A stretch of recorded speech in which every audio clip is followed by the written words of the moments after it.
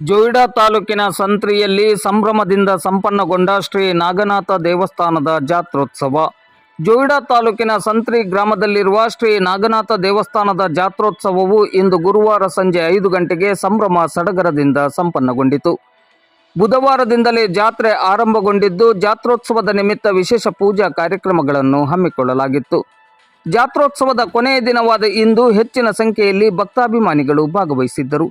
ಜಾತ್ರೋತ್ಸವದ ಯಶಸ್ಸಿಗೆ ಶ್ರೀ ನಾಗನಾಥ ದೇವಸ್ಥಾನದ ಆಡಳಿತ ಸಮಿತಿಯ ಪದಾಧಿಕಾರಿಗಳು, ಸದಸ್ಯರು ಹಾಗೂ ಸ್ಥಳೀಯ ಭಕ್ತಾಭಿಮಾನಿಗಳು ಶ್ರಮಿಸಿದ್ದರು.